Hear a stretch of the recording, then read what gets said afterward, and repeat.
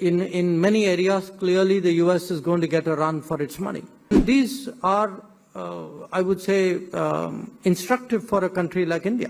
Right now is at 25 and 25%, a 50% tariff, and that is what right now we are negotiating. It has to be an understanding where our bottom lines, our red lines are respected.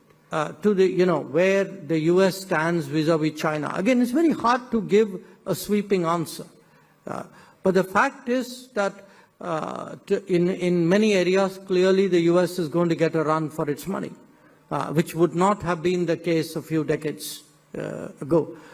And these are, I would say, instructive for a country like India, which is, how do you build those deeper strengths? How do you create a workforce, the startup culture, the entrepreneurship, the institutions, really to look at imbibing, absorbing, and creating technology?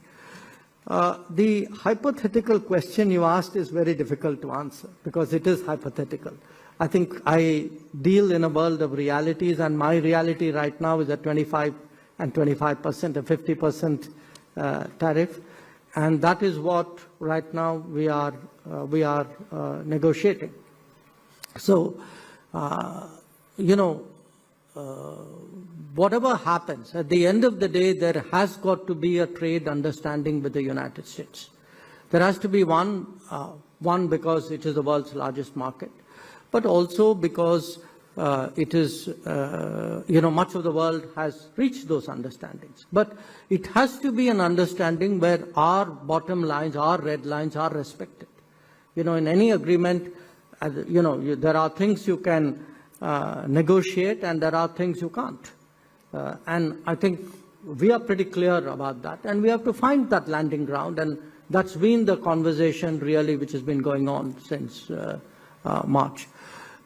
Finally, on diversifying trade, moving towards Asia. Most of our initial free trade agreements were actually almost all with Asia. They were with ASEAN, they were with Japan, Korea.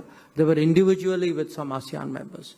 And the challenge today which we face is that in many ways, these are economies which are competitive.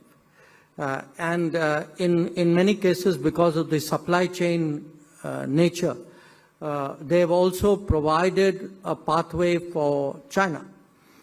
So I would very honestly say our focus should be on FTAs with economies that are not competitive, where there is really a deep, sustainable, predictable, and real market economy at work.